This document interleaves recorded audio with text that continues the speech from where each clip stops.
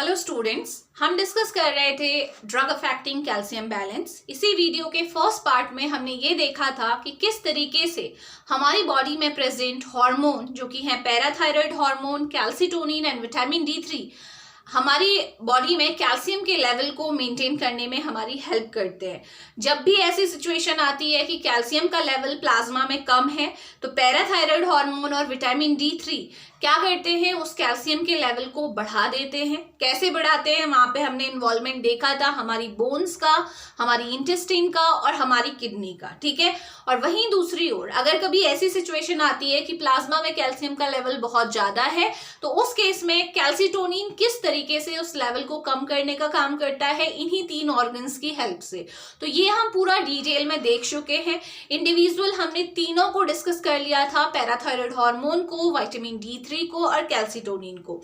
मैंने आपसे बोला था कि जब बात आती है बोन्स की, ठीक है, क्योंकि हमें पता है कि मेजर स्टोर जो हमारा कैल्शियम का है, अगर कैल्शियम के लेवल को हमें मेंटेन करना है एग्जैक्टली कभी अगर हमारा ऐसा हो कि ब्लड में कैल्शियम का लेवल कम है और हमें चाहिए कि कैल्शियम ज्यादा हो, तो मेजर स्टोर कहाँ है, हमारी बोन्स में है। तो हम बोन्स से कैल्शियम ले सकते हैं। हमारी बॉडी बोन्स का डीमिनरलाइजेशन कर सकती है, यानी कि वहां से मिनरल्स को कहाँ रिलीज करवा सकती है, ब्लड में रिलीज करवा सकती है। ठीक है, तो इसीलिए इसको डिटेल में जानना जरूरी है कि किस तरीके से बोन मिनरलाइजेशन की प्रोसेस होती है या फिर बोन डीमिनरलाइजेशन जिसे बोन रिजॉर्प्शन बोलते हैं उसकी प्रोसेस होती है। तो यहाँ पे हम डिस्कस करने वाले हैं दोनों ही एक्टिविटीज को, osteoblastic as well as osteoclastic. Osteoblastic मतलब होता है बोन सेल फॉर्मेशन। आप बोल सकते हो बोन्स की फॉर्मेशन को हम ऑस्टियोब्लास्ट बोलते हैं, और ऑस्टियोक्लास्ट मतलब होता है बोन डिस्ट्रक्शन। ठीक हो गया, कैल्शियम रिलीज हो रहा है तो उसे आप क्या बोलोगे, सपोज ये क्या है, देखो ये कोई बोन है हमारी, ठीक है। तो यहां पे मैंने आपसे बोला था कि दो प्रोसेस हो रही है। सपोज सेंटर में हमारा क्या था, ये प्लाज्मा था, ठीक है। तो बोन से कैल्शियम आपका कहाँ आ रहा है, प्लाज्मा में आ भी रहा है, और यहां से प्लाज्मा से कैल्शियम बोन में जाता भी है। ये दोनों एक्टिविटीज होती हैं, ठीक है। तो जो ये एक्टिविटी है, यानी कि जो बोन से कैल्शियम प्लाज्मा में आ रहा है, इसे हम क्या बोलते हैं, इस एक्टिविटी को हम बोलते हैं, ये कौन सी एक्टिविटी हो रही है हमारे बोन लेवल पे, इसे बोलोगे आप ऑस्टियोक्लास्टिक एक्टिविटी, ऑस्टियोक्लास्टिक एक्टिविटी। और वहीं दूसरी ओर जो आपका कैल्शियम प्लाज्मा से बोन में जा रहा है, यानी कि बोन बन रही है, बोन का मिनरलाइजेशन हो रहा है, इस प्रोसेस को हम क्या बोलते हैं, ऑस्टियोब्लास्टिक एक्टिविटी। ठीक है, ध्यान रखेंगे इसे। जनरली क्या होता है, अगर ब्लास्ट वर्ड दिमाग में आ रहा है तो ब्लास्ट मतलब हो रहा है किसी चीज का टूट जाना, है ना, लेकिन यहाँ पे अपोजिट है। ऑस्टियोब्लास्ट मतलब बोन फॉर्मेशन और ऑस्टियोक्लास्ट मतलब बोन डिस्ट्रक्शन। तो याद रखेंगे इस चीज को। तो ये दोनों एक्टिविटीज हमारी बोन्स में होती रहती हैं, दोनों में बैलेंस होना जरूरी है, दोनों ही एक्टिविटी होती है। अब बात ये आती है कि भाई ये एक्टिविटी होती कैसे है, और ये जो हम हार्मोन्स की बात कर रहे थे जो कैल्शियम बैलेंस करते हैं, पैराथायराइड हार्मोन, विटामिन D3 और कैल्सिटोनिन, वो कैसे इन एक्टिविटीज को परफॉर्म करवाते हैं या वो कैसे इन एक्टिविटीज के साथ इंटरफेयर करते हैं, क्योंकि आपका अल्टीमेटली उनका काम क्या है, कैल्शियम के लेवल को मेंटेन करना, ना कम होने देना ना ज्यादा होने देना। बाकी हम डिटेल में देख चुके हैं। तो सबसे इंपॉर्टेंट बात, और इन्हीं दोनों एक्टिविटीज को मिला के जो हम टॉपिक डिस्कस करने जा रहे हैं वो है बोन रिमॉडलिंग। हम देखेंगे कि बोन की रिमॉडलिंग कैसे होती है, यानी कि ये दोनों एक्टिविटीज किस तरीके से परफॉर्म होती है और हमारी बोन बनती है। ठीक है, तो चलिए, तो आज का जो मेन टॉपिक है, हम कह सकते हैं कि हम क्या डिस्कस करने जा रहे हैं, हम डिस्कस करने जा रहे हैं बोन रिमॉडलिंग प्रोसेस। ओके, कि बोन की रिमॉडलिंग कैसे होती है। तो चलिए स्टार्ट करते हैं। तो होता क्या है, देखो जो हमारी बोन है, ठीक है, बोन्स में हमारी दो टाइप की सेल्स प्रेजेंट होती हैं। कौन कौन सी होती हैं, ऑस्टियोब्लास्ट सेल और ऑस्टियोक्लास्ट सेल। ठीक है, ऑस्टियोब्लास्ट सेल भी हमारे पास है और ऑस्टियोक्लास्ट सेल भी है, तो दोनों सेल्स में बना लेती हूँ। ठीक है, सपोज ये सेल जो है ये क्या है, ऑस्टियोब्लास्ट है, ऑस्टियोब्लास्ट सेल, यानी कि ये सेल्स क्या करेंगी, आपकी बोन फॉर्मेशन करेंगी। और दूसरी सेल जो कि हम ब्लू कलर से शो कर लेते हैं, दीज आर ऑस्टियो, मैंने एक ही बनाया है, ठीक है। तो this is osteoclast cell, okay, osteoclast cell. ये दो सेल्स हैं जो हमारी बोन में प्रेजेंट होती हैं, ठीक है। देखें कैसे होता है हमारी बोन में, कैसे फंक्शनिंग होती है। तो होता क्या है, देखो ऑस्टियोब्लास्ट जो सेल होती है ना, इनके सरफेस में आपके स्पेसिफिक रिसेप्टर प्रेजेंट होते हैं, ठीक है। ये जो इनका सरफेस आपको दिख रहा है, यहाँ पे हमारे रिसेप्टर्स प्रेजेंट होते हैं। ये किसके रिसेप्टर है बेटा? ये हमारे पैराथायरॉयड हार्मोन के रिसेप्टर है। समझ में आ गया? पैराथायरॉयड हार्मोन अभी बात की थी ना, कैल्शियम बैलेंस करता है पैराथायरॉयड हार्मोन, तो ये उसी के रिसेप्टर है, ठीक है। तो होगा क्या, जैसे देखो, जैसे ही पैराथायरॉयड हार्मोन आया, ठीक है, हमारी पैराथायरॉयड ग्लैंड ने पीटीएच को रिलीज किया। कब रिलीज करती है पीटीएच? सबको पता था, जब भी हमारे प्लाज्मा में कैल्शियम का लेवल कम रहता था, अगर कभी भी ऐसी सिचुएशन आई कि कैल्शियम का लेवल हमारे प्लाज्मा में कम है, तो हमारी पैराथायरॉयड ग्लैंड एक्टिवेट हो जाती थी, वो सेंस कर लेती थी इसे। पैराथायरॉयड ग्लैंड ने सेंस किया कैल्शियम के लेवल को और उसने क्या करा, पीटीएच को रिलीज करा दिया। तो पीटीएच कैसे रिलीज हुआ, ये हम ऑलरेडी पहले भी डिस्कस कर चुके हैं। अब ये पीटीएच क्या करेगा, जाएगा अपने रिसेप्टर से बाइंड होगा, ठीक है। इस तरीके से क्या हुआ, आपका पीटीएच अपने रिसेप्टर से बाइंड हुआ। कहाँ पे रिसेप्टर है? ऑस्टियोब्लास्ट सेल सरफेस पे, ठीक है। अब क्या होगा, देखो, जैसे ही ये रिसेप्टर बाइंडिंग होगी ना, तो ऑस्टियोब्लास्ट सेल के सरफेस में एक लीगेंड का एक्सप्रेशन देखने को मिलेगा। ये वो लीगेंड है, सपोज ये लीगेंड जो है आपका पहले नहीं था, सरफेस में नहीं था। जैसे ही पीटीएच बाइंड हुआ, ठीक है, पीटीएच अपने जैसे ही रिसेप्टर से बाइंड हुआ, इसके रिसेप्टर ध्यान रखना पीटीएच है और कैल्सिटोनिन, दोनों के रिसेप्टर कैसे हैं? जीपीसीआर, जी protein coupled receptor, cyclic MP pathway follow करते हैं, ठीक है। तो हुआ क्या, जैसे ही पैराथायरॉयड हार्मोन अपने रिसेप्टर से बाइंड हुआ, तो इस बाइंडिंग की वजह से एक लीगेंड आपका क्या हुआ, ऑस्टियोब्लास्ट सेल के सरफेस में एक्सप्रेस हो गया, ठीक है। अभी तक नहीं था, बाइंडिंग के बाद इसका एक्सप्रेशन हुआ। तो देखें ये लीगेंड कौन सा है, इस लीगेंड का नाम है आपका रैंकल, RANKL, रैंकल, ठीक है। तो इसका फुल फॉर्म मैं आपको बता देती हूं, इसकी फुल फॉर्म है रिसेप्टर फॉर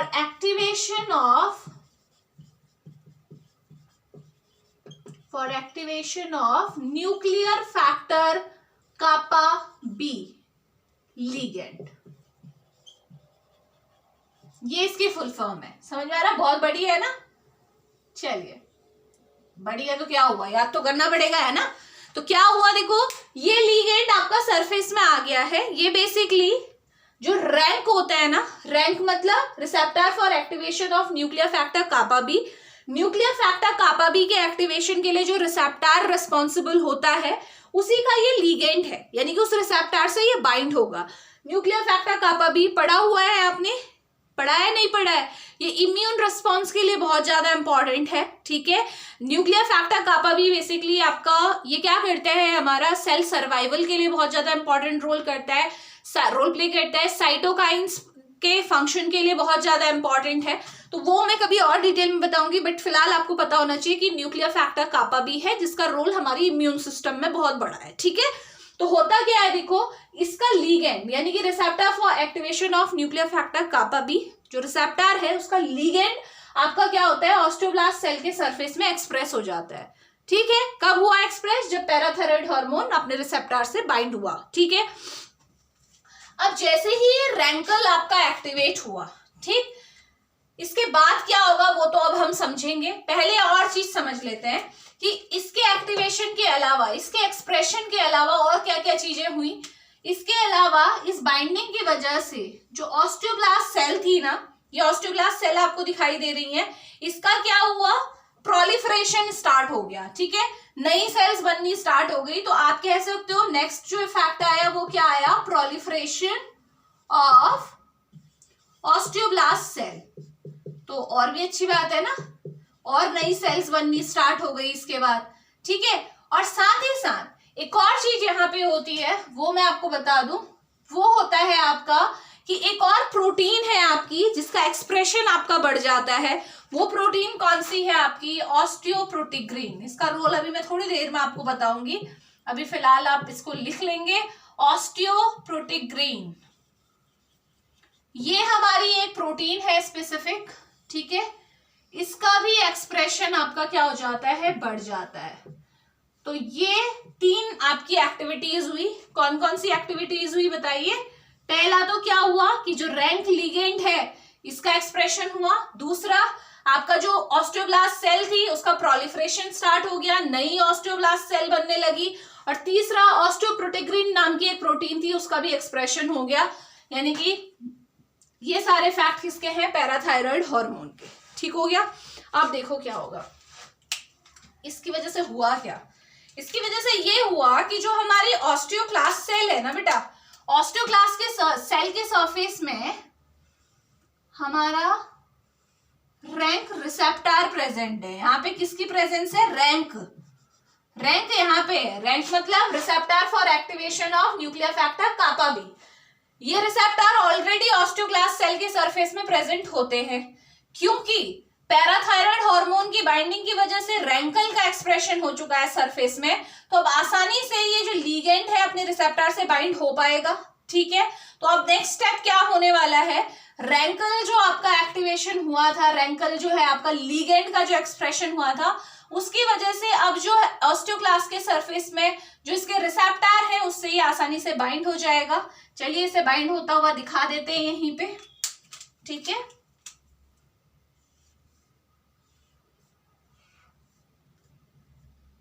ये हो गई बाइंडिंग, ठीक है। रैंकल जो है किससे बाइंड हो गया? अपने रिसेप्टर रैंक से बाइंड हो गया। इन दोनों की बाइंडिंग की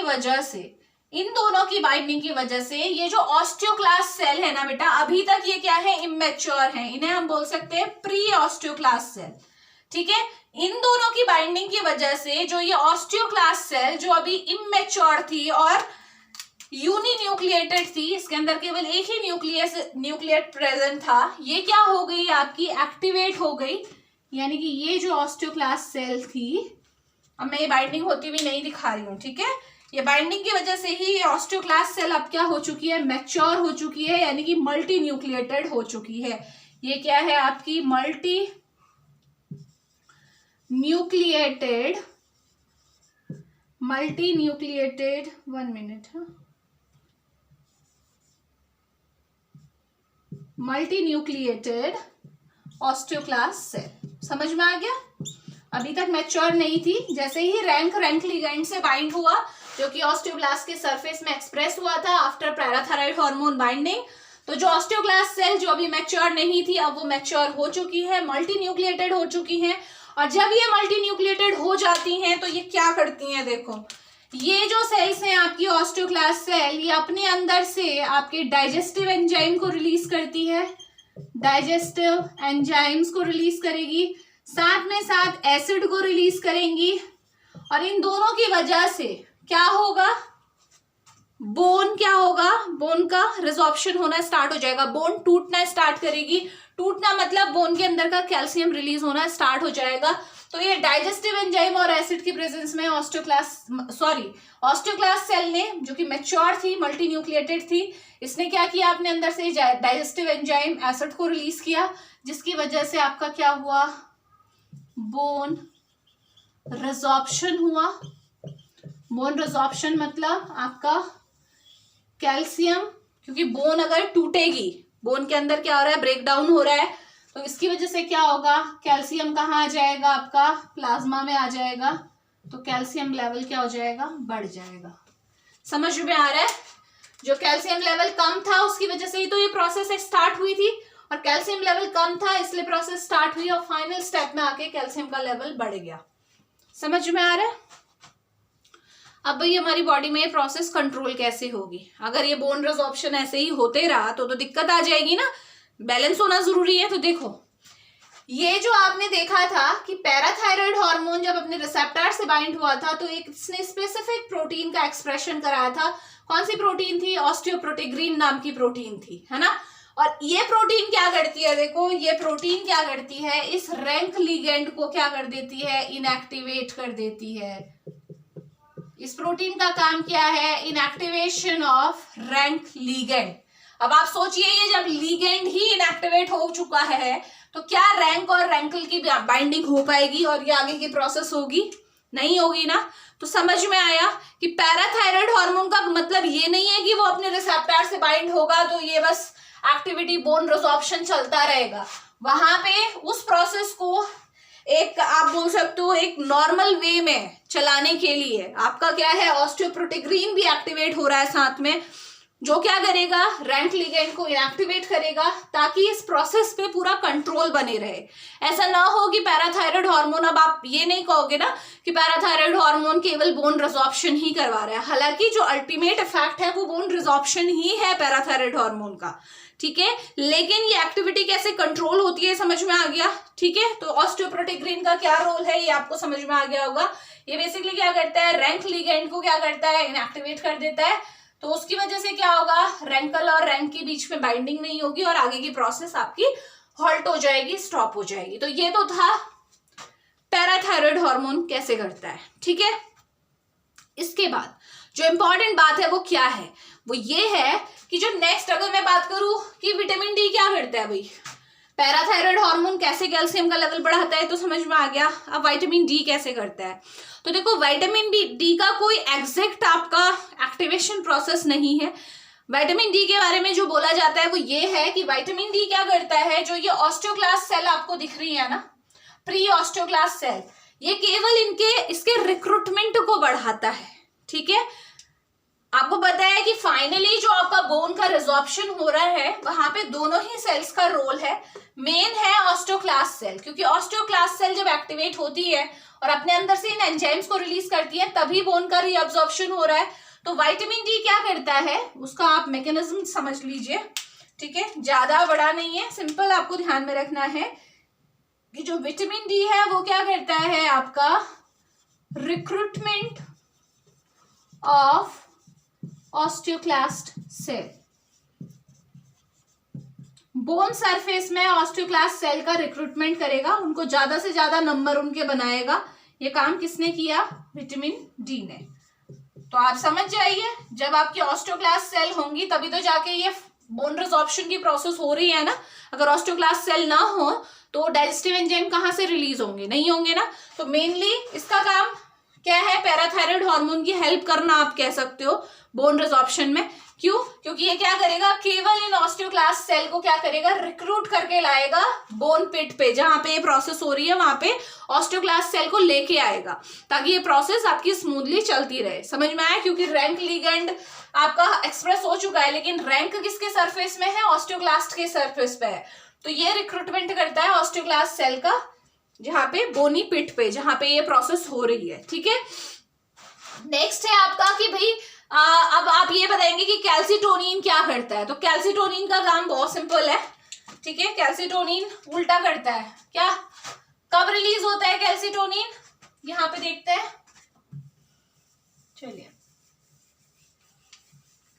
क्या बताया था मैंने कि जब भी कैल्शियम का लेवल ज्यादा है तब हमारा क्या चाहिए, किसकी जरूरत पड़ती है हमें, कैल्सीटोनिन की, है ना। तो क्या करेगा, देखो जब भी हमारा कैल्शियम का लेवल ज्यादा होता है ब्लड में तो क्या होती है, हमारी थायराइड ग्लैंड एक्टिवेट हो जाती है। थायराइड ग्लैंड के अंदर जो सी सेल्स हैं, पैराफॉलिकुलर सी सेल्स हैं, वो एक्टिवेट हो जाएंगी और अपने अंदर से किसको रिलीज करवाएंगी, कैल्सीटोनिन को रिलीज कराएंगी। अब ये किस तरीके से काम करता है इसे देख लो, कैल्सीटोनिन, ये सारी प्रोसेस यहाँ पे इनको अब जरूरत नहीं है, ठीक है, सारी प्रोसेस आप समझ चुके हो ना। तो ये क्या करता है, देखो ये हमारी ऑस्टियोक्लास्ट सेल है, क्योंकि इसका मेन फंक्शन ऑस्टियोक्लास्ट सेल से ही है। ये हमारी कौन सी सेल है, ऑस्टियोक्लास्ट सेल। तो ये क्या करता है, कैल्सीटोनिन सीधे सीधे जाएगा ऑस्टियोक्लास्ट सेल के सरफेस में, इसके रिसेप्टर्स प्रेजेंट होते हैं। जैसे पैराथायराइड हार्मोन के कहाँ थे, ऑस्टियोब्लास्ट सेल के सरफेस में थे, इसके ऑस्टियोक्लास्ट सेल के सरफेस में इसके रिसेप्टर हैं। इससे जैसे ही ये बाइंड करेगा तो ये क्या करेगा, ऑस्टियोक्लास्ट सेल को क्या कर देता है, आपकी बाइंडिंग के बाद इनहिबिट कर देता है। यानी कि ऑस्टियोक्लास्ट सेल जो कि प्री ऑस्टियोक्लास्ट सेल थी, जो कि इमेच्योर थी, यूनिन्यूक्लिएटेड थी, ये इनहिबिट हो गई, यानी कि मल्टी न्यूक्लिएटेड तो ये बनेगी नहीं, और फाइनली जो इफेक्ट है यानी कि ये बोन रिजॉर्प्शन, ये सब चीजें कुछ भी नहीं होंगी। ठीक है, क्या हो गया, समझ में आ गया कैसे काम किया। इसने सिंपली क्या किया, ऑस्टियोक्लास्ट सेल सरफेस पे गई, बाइंड हुई और ऑस्टियोक्लास्ट सेल को क्या कर दिया, इनहिबिट कर दिया। अब जब ऑस्टियोक्लास्ट सेल इनहिबिट हो चुकी है तो ऑस्टियोक्लास्टिक एक्टिविटी तो होगी नहीं, यानी कि बोन रिजॉर्प्शन होगा नहीं। अब यहाँ पे जो डोमिनेट करेगा वो कौन होगा, बोन मिनरलाइजेशन, यानी कि ऑस्टियोब्लास्टिक एक्टिविटी। ठीक है, तो इस तरीके से, हालांकि मैंने पहले भी बताया है कि अगर इन तीनों हार्मोन्स को देखा जाए तो उसमें कैल्सिटोनिन का जो आपका रोल है वो बहुत इनसिग्निफिकेंट है, लेकिन फिर भी है तो डिस्कस करना पड़ेगा। और कैसे होता है मैं आपको बता चुकी हूँ।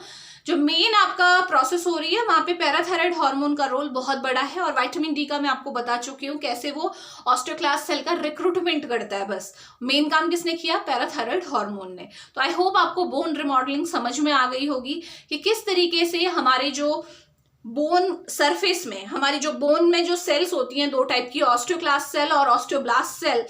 ऑस्टियोक्लास्ट जो क्या करती है, बोन डिस्ट्रक्शन करती है, डीमिनरलाइजेशन करती है, और ऑस्टियोब्लास्ट जो कि बोन फॉर्मेशन करती है, यानी कि मिनरलाइजेशन करती है।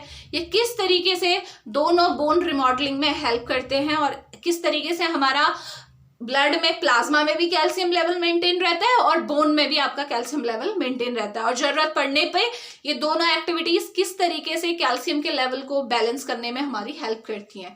तो ये था all about bone remodelling. I hope समझ में आ गया होगा, बट इससे रिलेटेड अगर आपको कोई भी डाउट है, कोई भी क्वेरी है, तो आप कमेंट बॉक्स में मेंशन कीजिए। मैं ट्राई करूंगी कि आपको जल्द से जल्द आपका आंसर मिल जाए। Thank you so much.